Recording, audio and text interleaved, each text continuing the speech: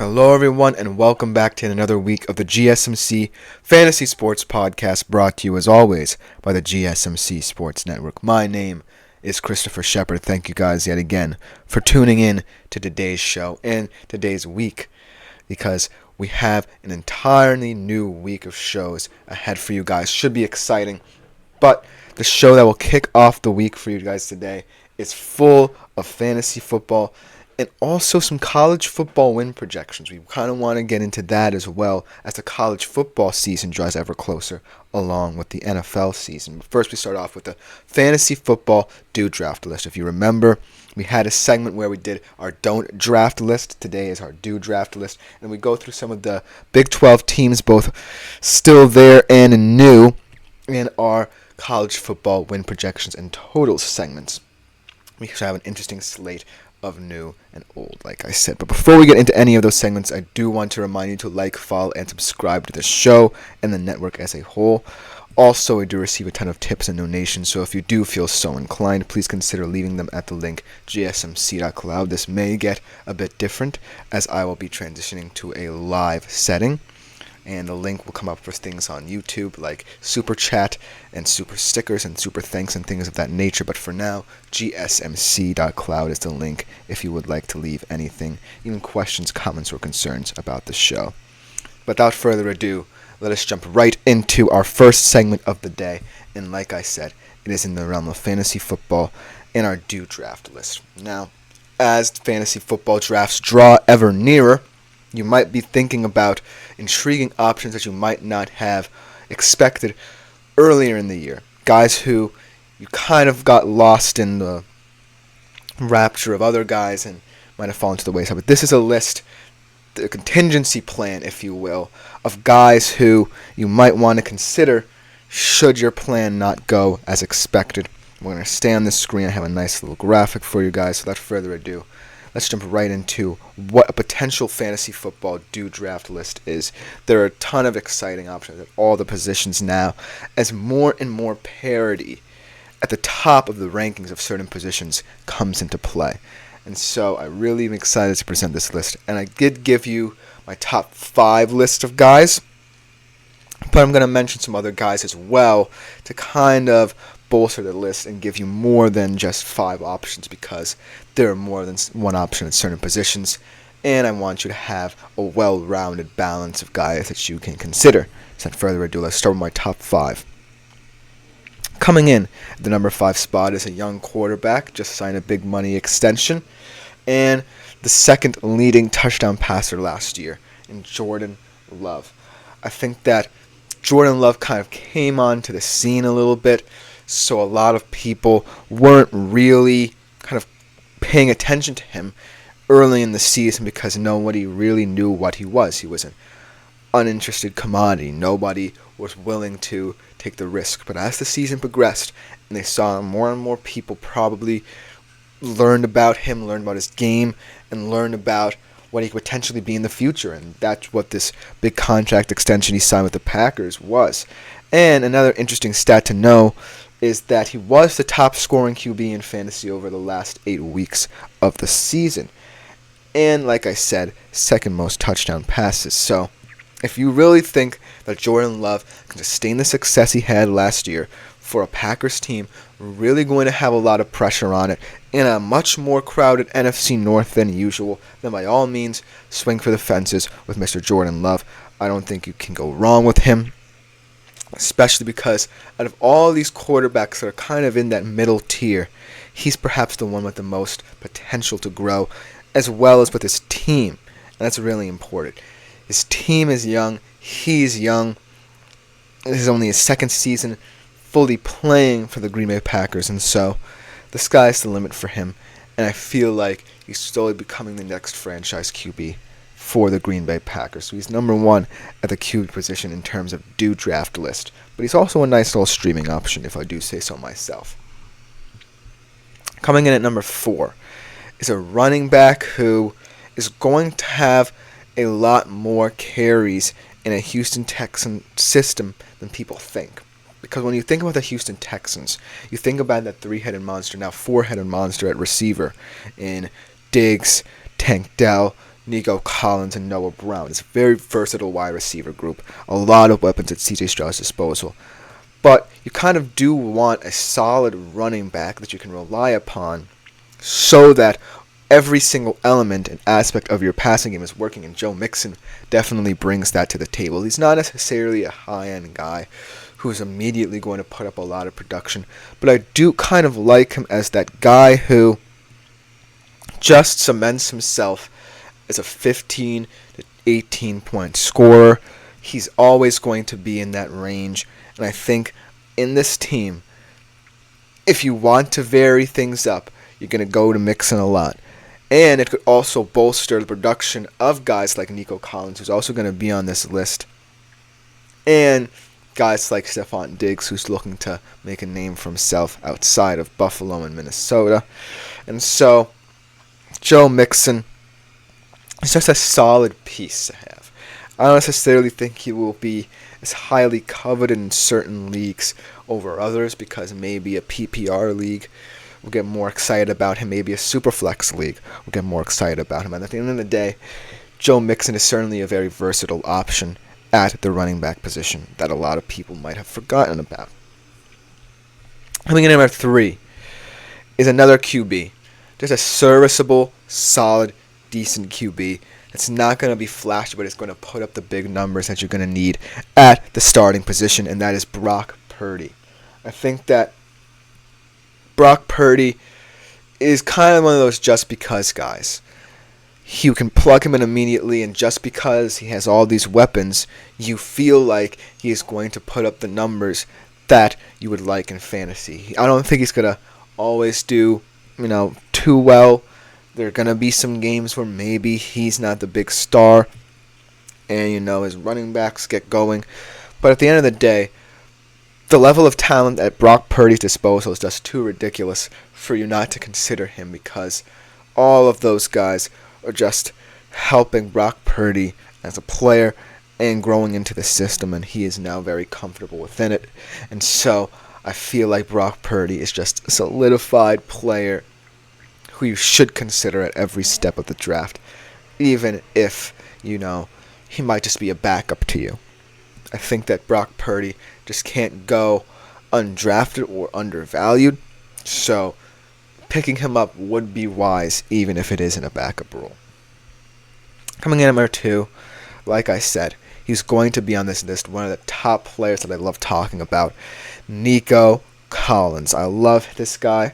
I think that he's going to have another big season under CJ Stroud's tutelage, and working with a receiver like Stephon Diggs might be a bit complicated, but at the end of the day, I feel like Nico Collins will still be CJ Stroud's go-to target, because the variation he brings to the offense is something to behold, and I think that every single receiver in this setup is always going to bring something versatile. I think Nico Collins just brings the most versatility, the most volatility, and is a huge plus for this team to have a guy like him, because it makes the Stephon Diggs signing seem even more astute by having already a 3-headed monster that you can rely upon. And so Nico Collins seems like a no-brainer.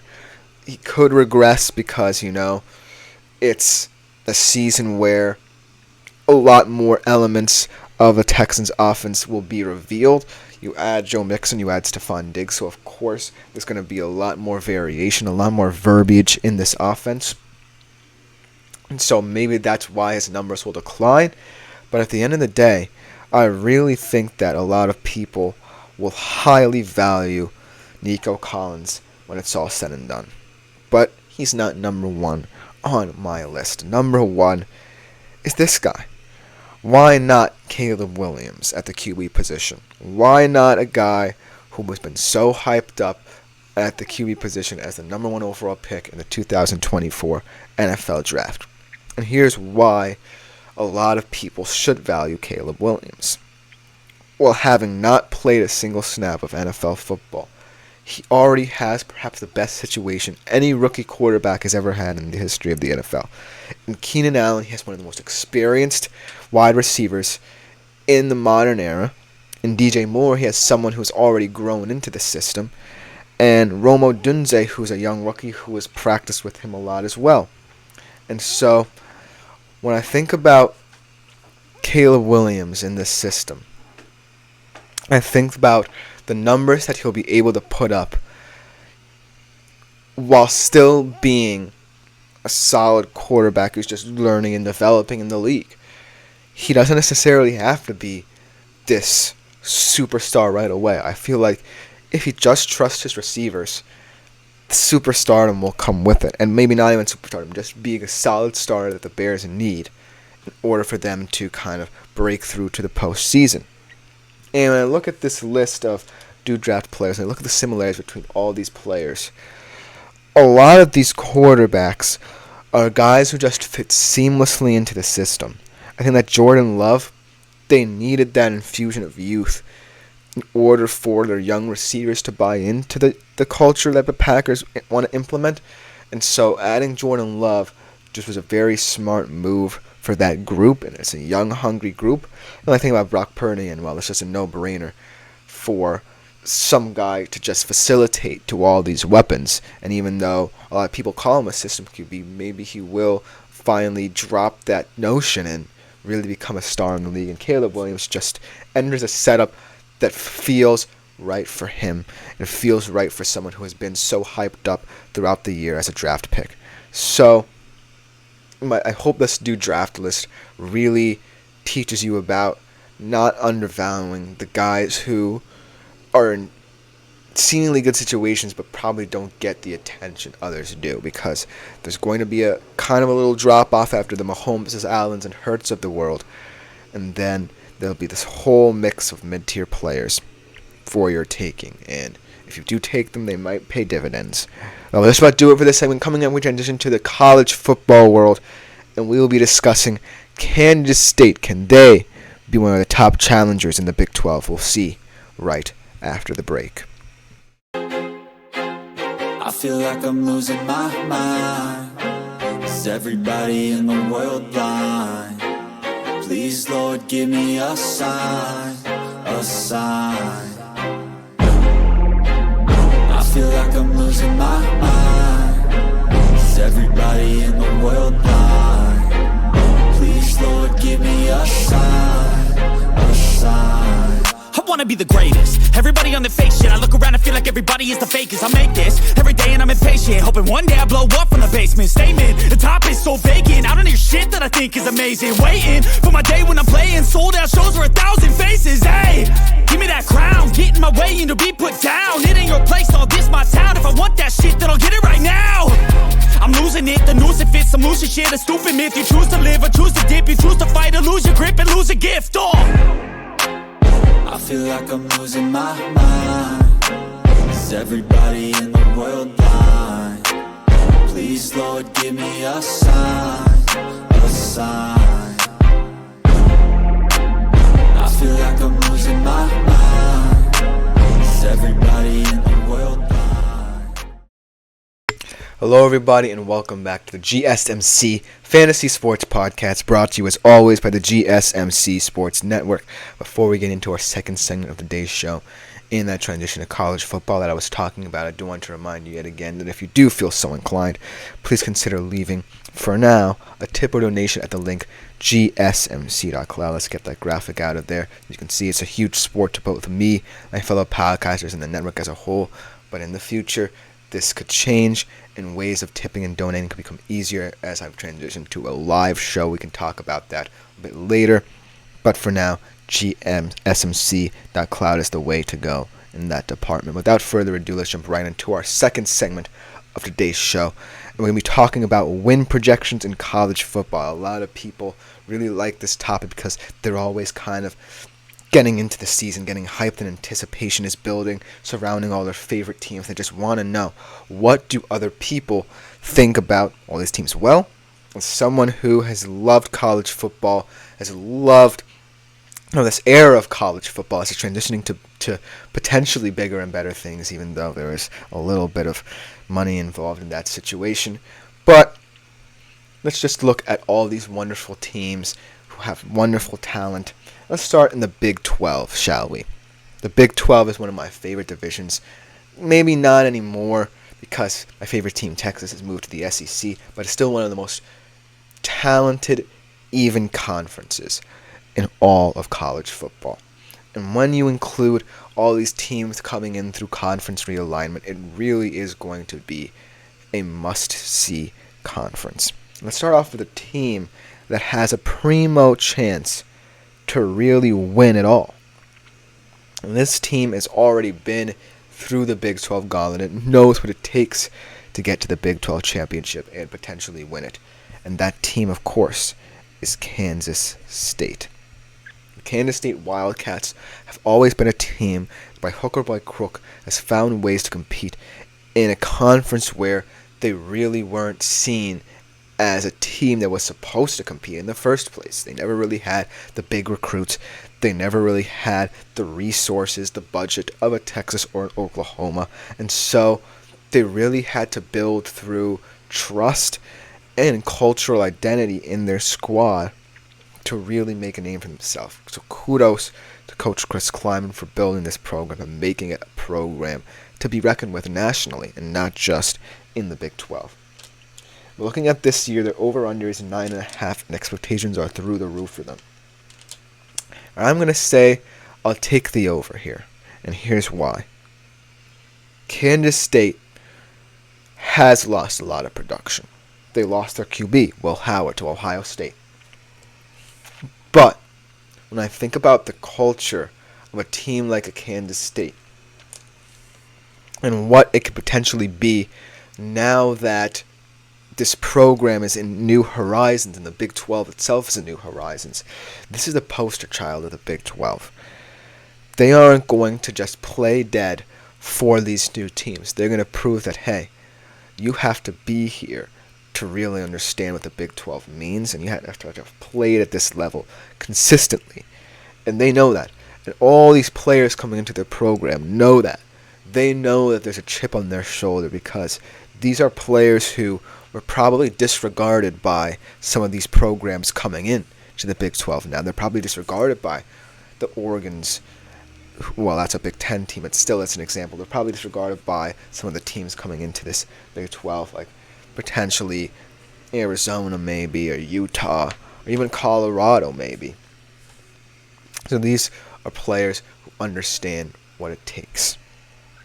Now let's look at the team a little bit, especially the offense, because, like I said, they lose Will Howard and that level of production, that level of stability, but they add Avery Johnson, perhaps one of the most exciting players in terms of Kansas State rumors, because you don't necessarily hear about a lot of high-end recruits coming to Kansas State, but he came, Avery Johnson, to Manhattan, Kansas to prove himself, 5-star recruit, incredible dual threat ability, had a fantastic Pop-Tart Bowl, and I'm really looking forward to how Kansas State's now going to play now that they have someone who is this incredible dual threat player. They bring in Colorado transfer Dylan Edwards, who they believe will be a breakout star at the running back position. They also bring in DJ Giddens, who had over 1,200 yards and 10 touchdowns. So I really like that setup in the backfield. If Avery Johnson is struggling in the pass game, he has two established running backs to really set it off. And when I think about Kansas State wide receivers, they're not necessarily that popular. Top receiver only had about 430 yards in Jace Brown. But I really like how they're transitioning and they're accepting and embracing the reality that they're losing players. But it's also a positive thing because they're losing players because they built them in their own foundation, their own setup, and other teams are trusting them. So when I think about Kansas State, I think about just grit and physicality and toughness and togetherness and building their program from the ground up. Now let's talk about that schedule a little bit, because it definitely is a schedule that can be manageable, but it's the Big 12. A lot of things could happen on any given Saturday. But the big positives about this schedule, they got two of their toughest opponents, Arizona and OK State, perhaps two of the bigger challengers for the Big 12 title. Let's consider like about 5 or 6 teams in kind of that top tier of Big 12 discussion in terms of championship game appearance. And those are two of them. They have them at home. The tough games are the games where you're playing teams that are trying to play spoiler. And this year there are a lot of teams that could potentially play spoiler. They're at Colorado. Who knows if they get caught in that alert, get caught up in the attention Colorado's getting in that program. We'll talk about that a little bit later today in the show. What about WVU? A lot of people are high on quarterback Garrett Green down there, and they're kind of looking to really get back into the public eye. They haven't really been a very appealing team to watch, but WVU is always a tough team to play. They always have a gritty, physical defense, and they're just a weird team on every given season. And then at Iowa State, they have a lot of moxie, much like West Virginia. They're going to want to play the role of spoiler. I really like what I see out of young Rocco Becht. Let's see how he improves this season. So those three road games potentially could be slip-ups. But if you take care of business against Arizona and Oklahoma State, you're in prime position to make the Big 12 championship. But let's say you slip up in one of those three road games, right? Let's say you lose either one or both of those Arizona and Oklahoma State games, and you slip up at, say, West Virginia or Iowa State.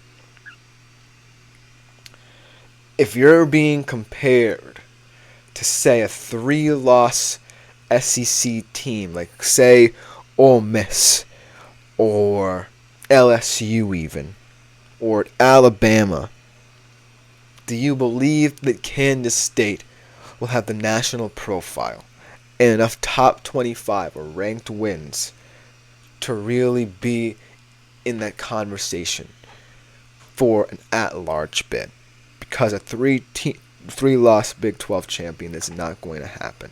I see a 2-loss Big 12 champion happening, but I don't see a 3-loss. So it's highly integral that they take care of business against all three of those teams, because there's very little margin for error for Kansas State in that situation, because they should be in the 9 to 10 win region if they just handle all three of those games, and potentially have room for a loss to an Arizona or an OK State, we'll be talking about a bit later. Now, here's the whole caveat with Kansas State. I just don't think that, should they be the runaway leader, let's say Kansas State just goes on a tear and beats everyone they play this season, does the burden of being that Big 12 champion really affect how much progress they can make their first year in the CFP and a 12-team CFP? Because no matter what, I feel like any Big 12 team in this 12-team setting will be an underdog or an outsider. Like, next to the group of 5, I would say any Big 12 team entering, whether it be through winning the championship, getting that automatic bid, or through the at-large bid, will have a massive chip on their shoulder and a huge hurdle to clear in terms of gaining the respect nationally that they need. I don't think that Kansas State is necessarily focused on that. I do believe that they should challenge for the Big 12 title, and ultimately they could potentially win it. But how it affects the program going forward, when yes, they want to compete for Big 12 titles, but not at the risk of kind of losing the identity of this chip on their shoulder. Excuse me.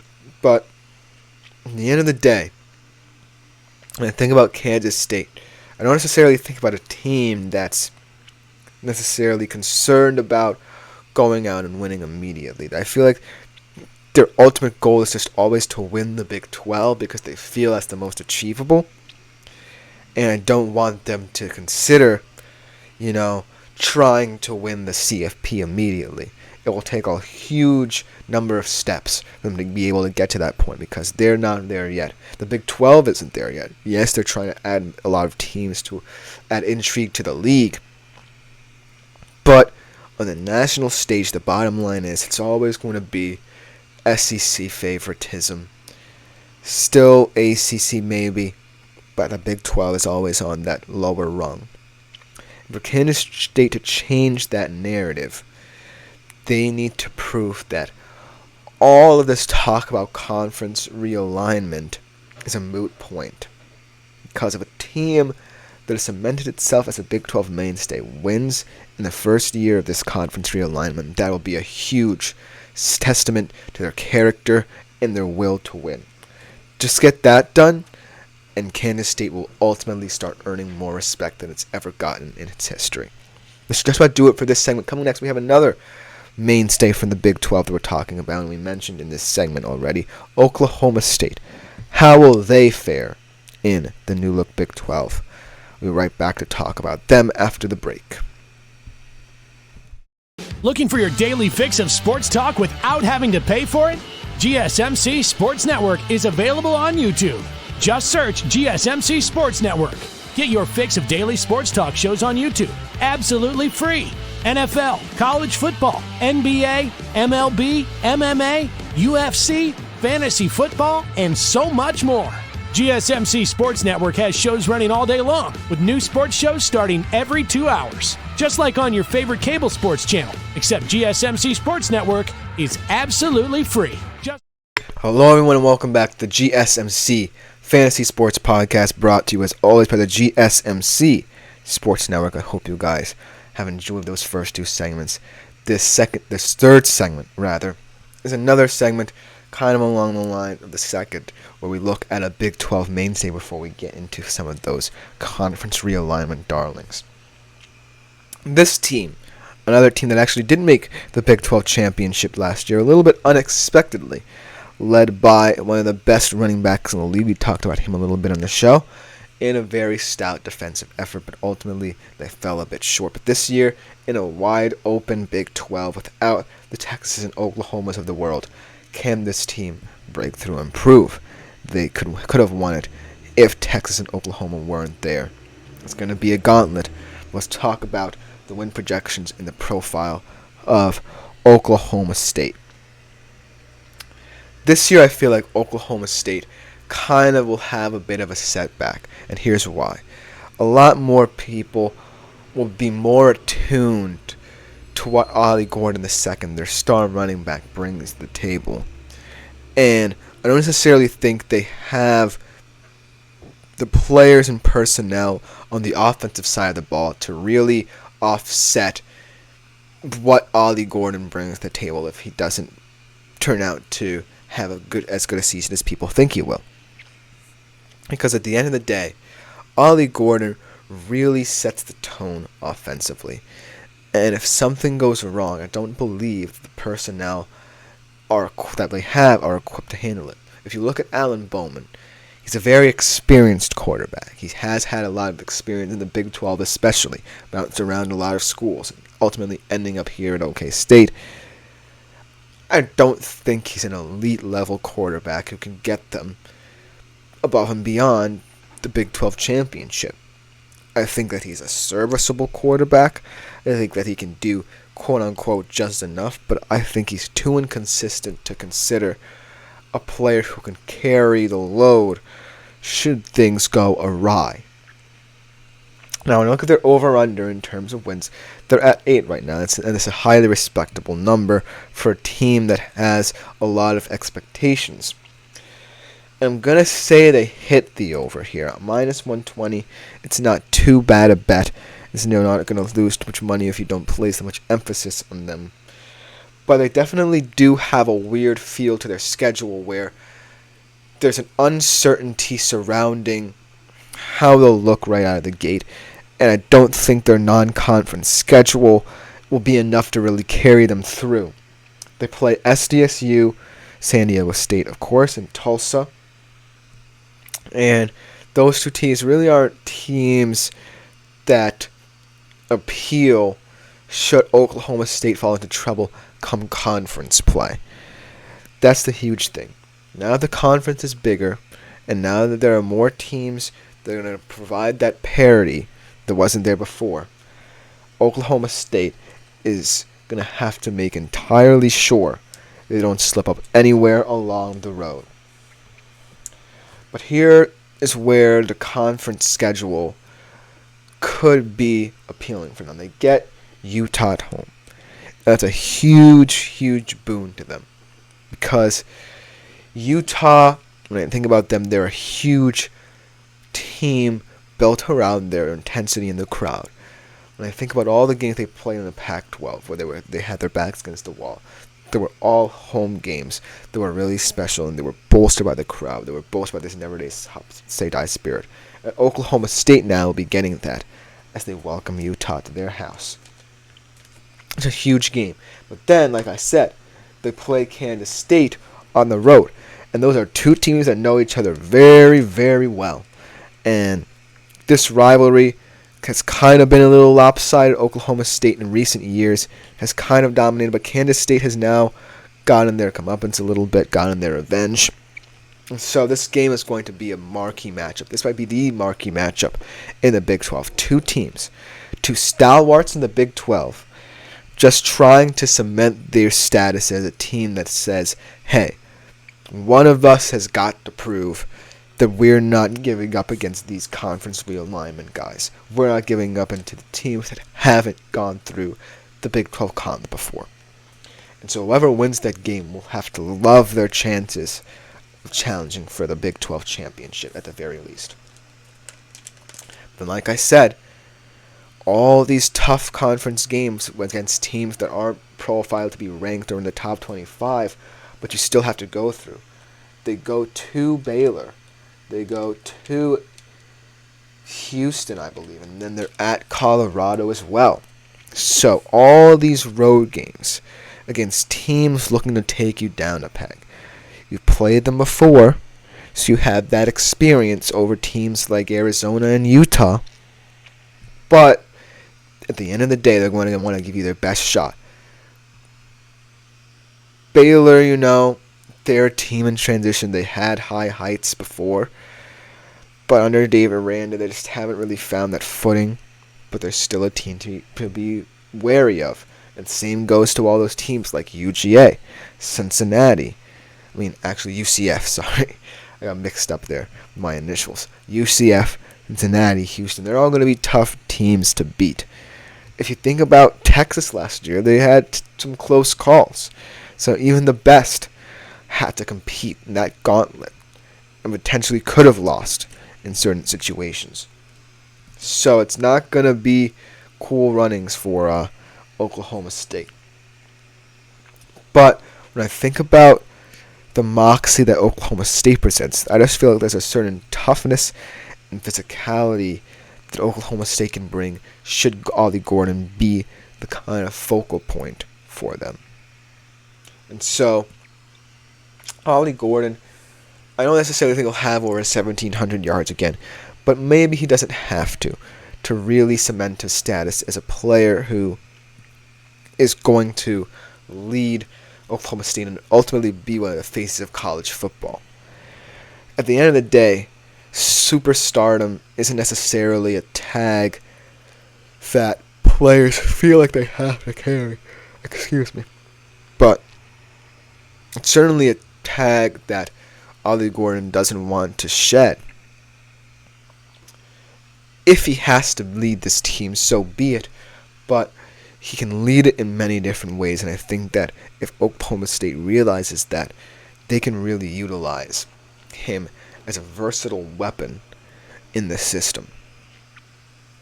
I think the most important game on their schedule outside of Kansas State might be that game at Baylor, surprisingly. Because when I think about the rivalry there, when they played each other in the Big 12 championship game a couple years ago, I feel like Baylor is going to exploit the most the deficiencies that Oklahoma State have outside of Ollie Gordon. I think that Kansas State will just take their game at face value and just play them man-to-man and just allow the emotions to play out. But Baylor will be a lot more tactical. Teams that really have a chip on their shoulder will be a lot more tactical with these teams. It's going to be tough. It was tough last year for Texas, like I said. So, at the end of the day, both K-State and Oklahoma State have to realize that every single team will give them their best shot, not just the conference realignment guys. But if they take care of business, say against Utah or Kansas State, I think more margin of error will come into play for them. And that's also important because Oklahoma State is also another team that's not going to compete in the CFP. So, all I think that Oklahoma State needs to be worried about is just leaning into what they know best. And if they do, then they should be comfortable in terms of win projection and hitting that total. But if they don't, then that's where it gets tricky, and a lot of those teams will be willing to pounce in terms of playing spoiler. That will just about do it for this segment. Coming next, we do transition to some of those new guys coming into the Big 12. We're talking about one of the biggest ones right after the break.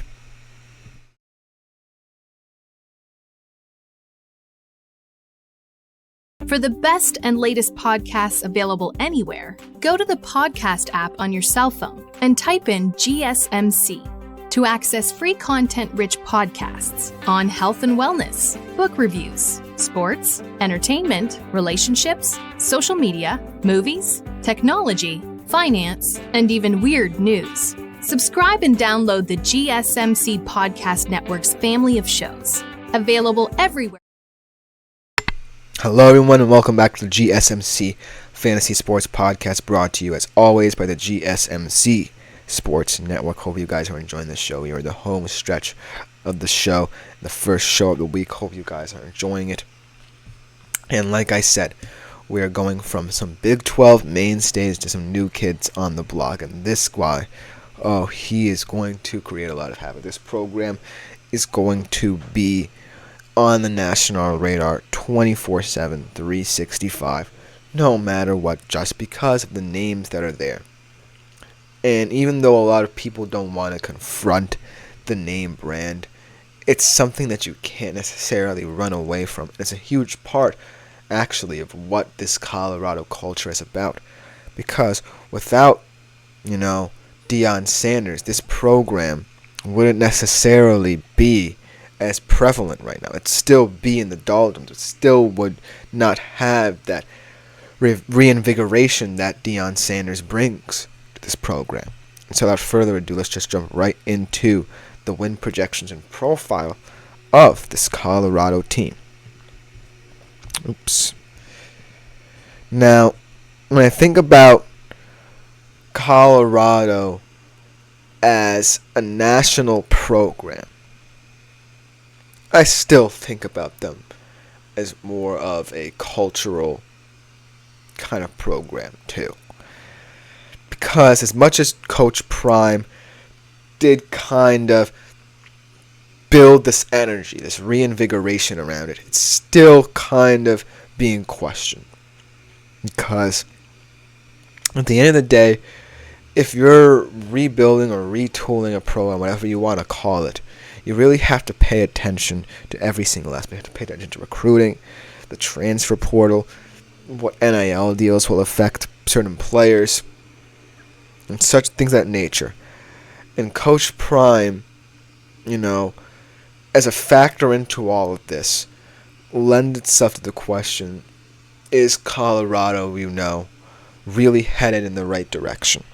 And I think they truly are. Because while their over-under in terms of win protection is 5.5, it's a lot higher than it would be if Coach Prime wasn't there. This was a program that before Coach Prime, not many fans or supporters had faith in. And as soon as Coach Prime brought his culture in, a lot more people paid attention to them. And so you have to consider the fact that from where Colorado was to now, it certainly feels as if this program is turning a page. Whether it's positive or negative, we'll have to see. But in the new look Big 12, I feel as if they could potentially be one of those teams that could play spoiler and potentially get more wins than people expect in the process. Over-under is 5.5 wins, like I said. I'm still taking the under here because, like I said, the Big 12 is still a gauntlet. And you can feel prepared, but it's a different thing to be prepared on that given Saturday. And Big 12 teams will immediately smell blood if they feel as if you don't belong. And so, Colorado, certainly out of all the teams from the Pac-12 coming into the Big 12, of all the conference realignment teams, well, I certainly feel like they have the most to prove. They have the least margin for error. Because there is a sense of immediacy now. There is a sense that they have to do something. And so, that pressure, combined with the fact that this schedule, while, Colorado should feel as if they can steal some wins here, it's a Big 12 schedule. A lot of teams do not want to play a Big 12 schedule, and Colorado should, as much as they've improved, as much as they've thrown money into resources and budget and things of that nature, as much as Coach Prime trusts the talent he has, it could all come crashing down because of what the Big 12 gauntlet means. Let's talk first about their schedule to kind of before get into what these players will have to do. In their schedule, they have back-to-back weeks against Kansas State and Arizona. They're on the road at Texas Tech as well. Another one of those teams that's always scary. Another one of those teams that can sneak up on you. They get Utah at home, but like we've seen, Colorado has a fantastic home atmosphere now, but against better opposition, it doesn't really mean much. Let's talk about that back-to-back against Kansas State and Arizona. They also get Oklahoma State at home, but that doesn't happen. Back-to-back against Kansas State and Arizona. The reason why I want them to at least compete in this game is because if they don't compete, then that means that this move essentially was all for naught. Because in the Pac-12, you kind of understood your place a little bit more. You understood that Oregon and Washington last year were going to run away with it, but you kept things closer than normal. You kept things in certain ways close. You played close against Stanford. You actually beat TCU as the defending national champion of the Big 12. And now you kind of feel like this Big 12 move gives you a certain aura of confidence. But no, it's not how the Big 12 works. You do have to kind of have some substance to what your culture is. And if the Colorado Buffaloes don't have that substance, then they could be swept away.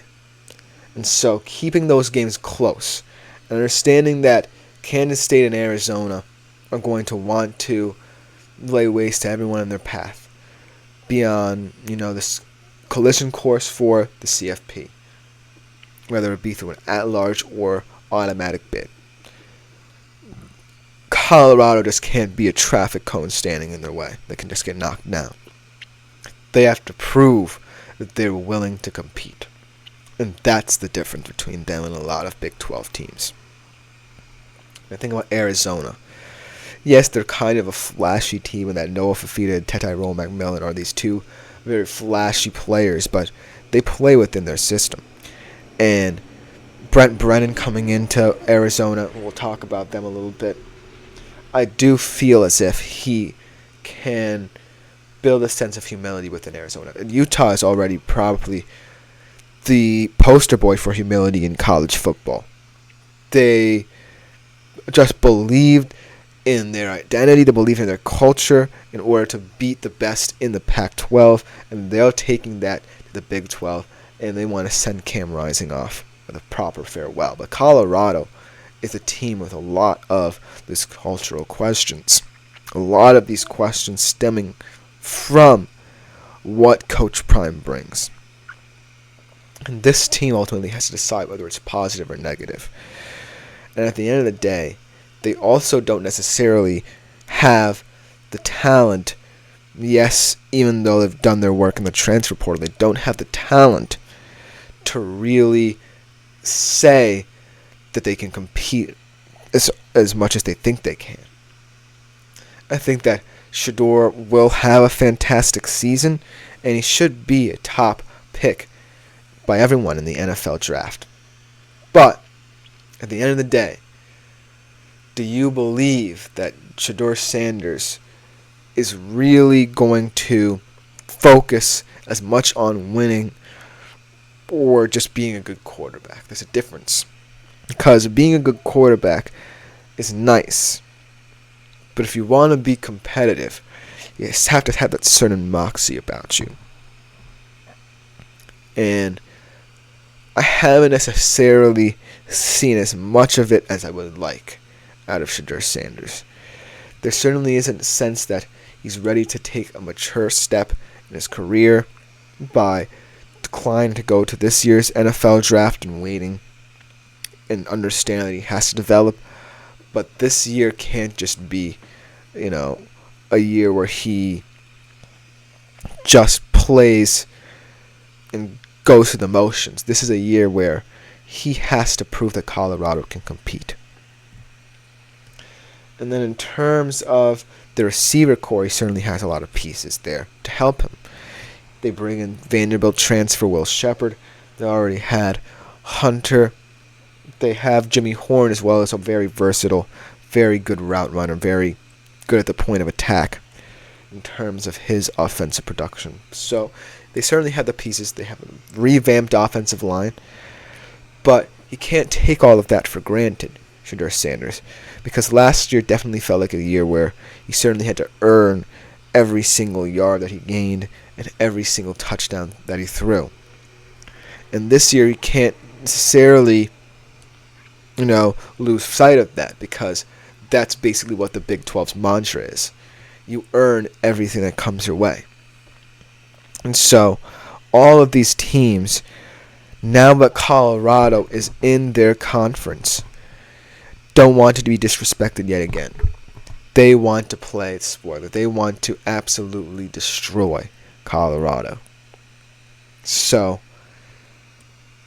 at the end of the day, when you have to consider everything that Colorado means, do you really feel as if they have the right mindset to go in and compete?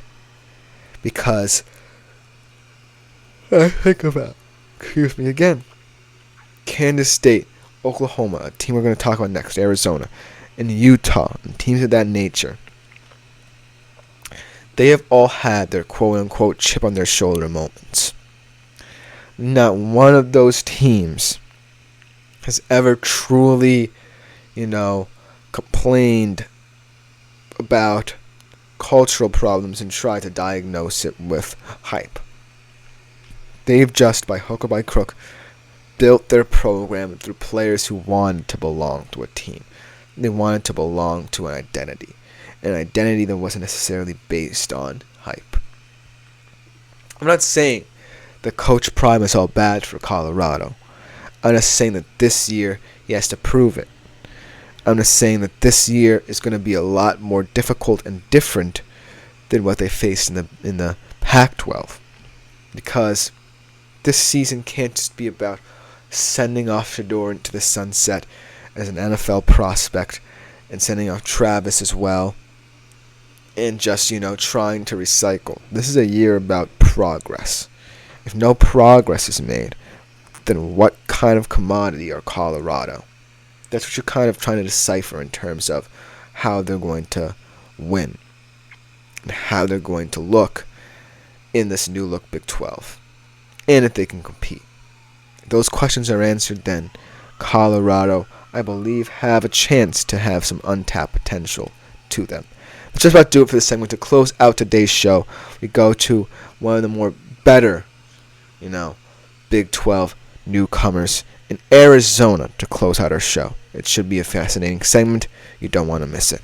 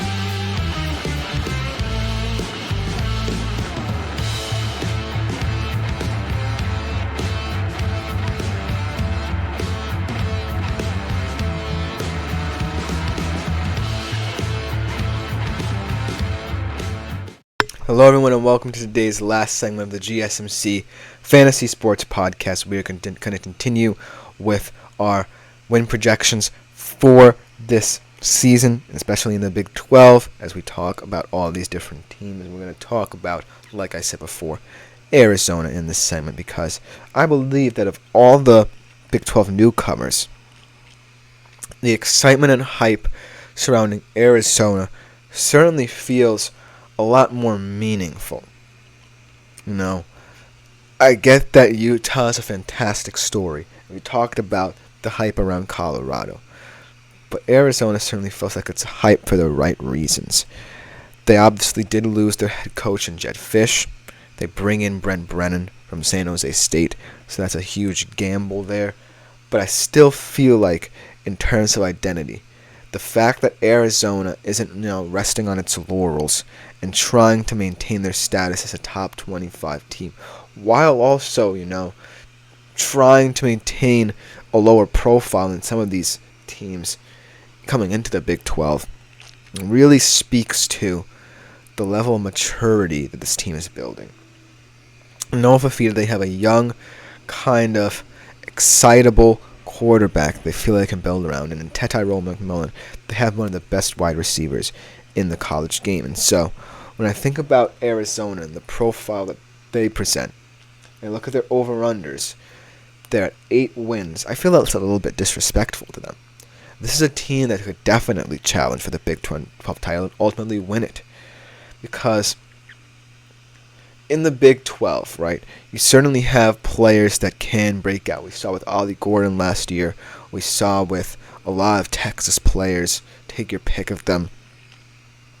But we haven't seen, players we would call explosive in the Big 12. Tyrone McMillan and Noah Fafita are that. And so, with the sense of instantaneous offense and offensive fireworks, I think that Arizona definitely profiles as a team that's going to put up a lot of points, and they're going to understand the shootout nature of Big 12 play, and I think it's going to be in their favor a lot. They just have so much talent at each position on offense that they feel that they don't have to, lay down to anybody.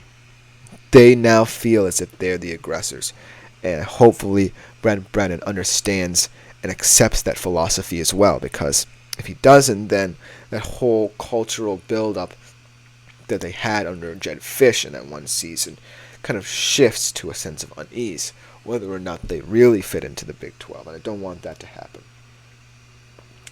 Let's talk about their profile of schedule. Their 3 kind of toughest games are all road games, as any tough games would be in the Big 12, especially in college football. They're at TCU, they're at Kansas State, and they're at Utah.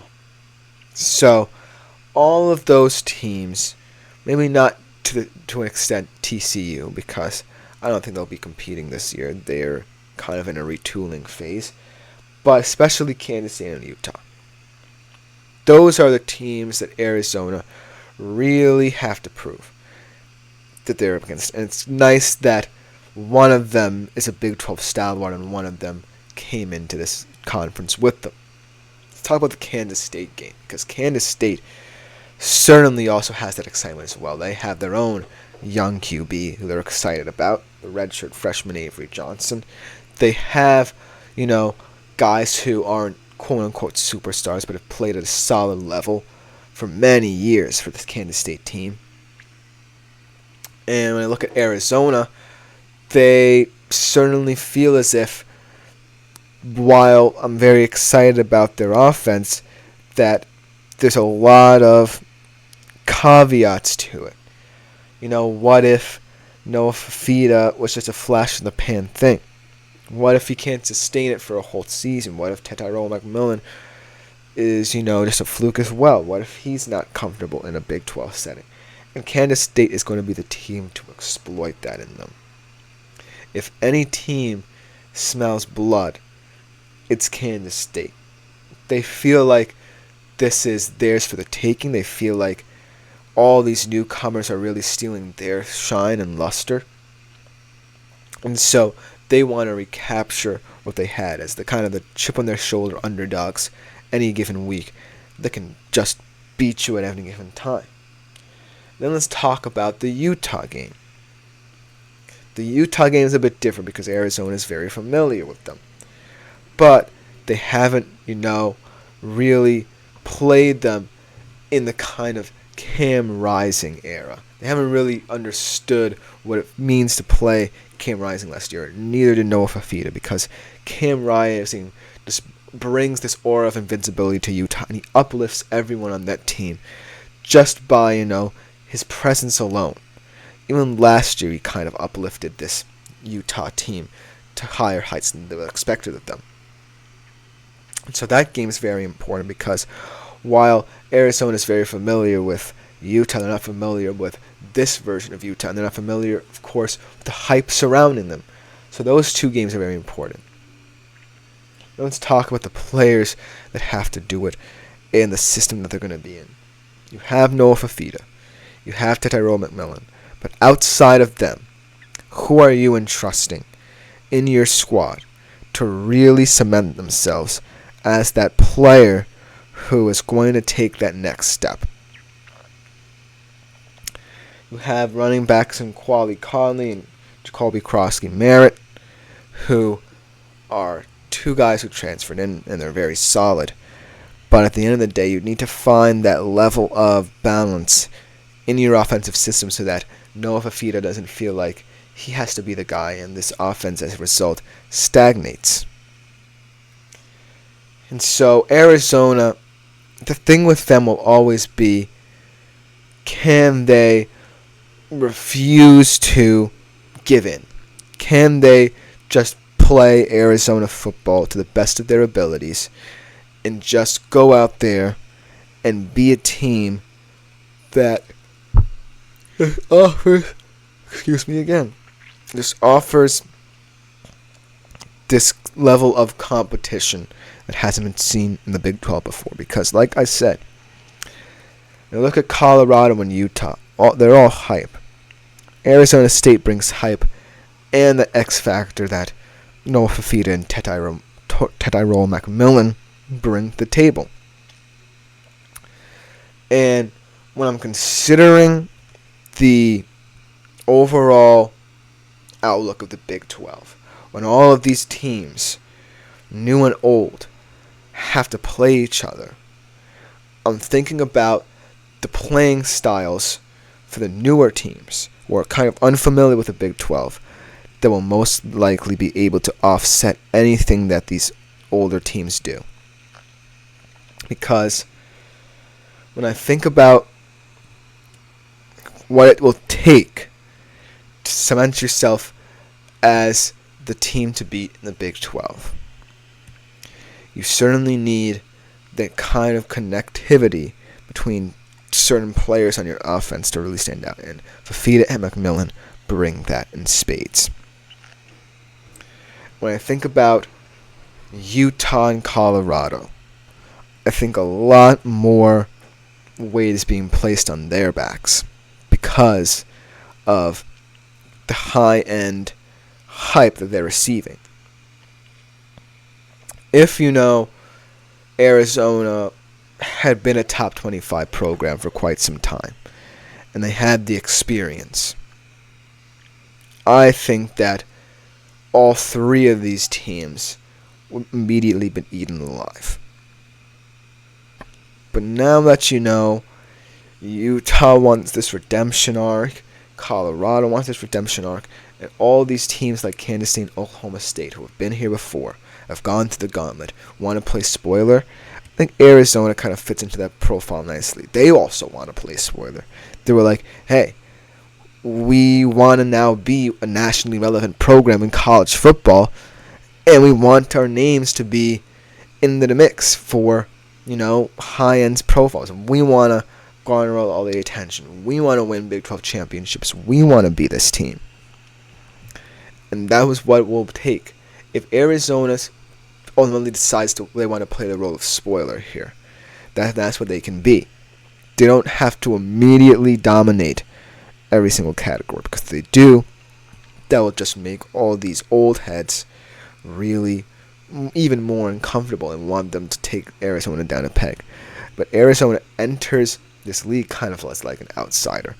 They were very much like Kansas State when that all these high-end recruits didn't want to come, and then Noah Fafita comes and only changes the culture of the program. So if Arizona can stop the mentality, then this kind of betting will look silly. Plus 105 will definitely look silly. You can place a lot of money, I guarantee you, on Arizona winning 8 games. This is a team primed and ready to go as a quote-unquote underdog that really was going to put a lot of fear into a lot of teams' hearts. But that's just about to do it for today's show. Please remember to like, follow, and subscribe to this show and the network as a whole. Also, for the time being, if you do feel so inclined, please consider leaving a tip or donation at the link gsmc.cloud. A lot of details about that will change, but that will come in time. I have been Christopher Shepard. Thank you guys for tuning into the first show of the week on the GSMC Fantasy Sports Podcast. We will be back tomorrow, better than ever.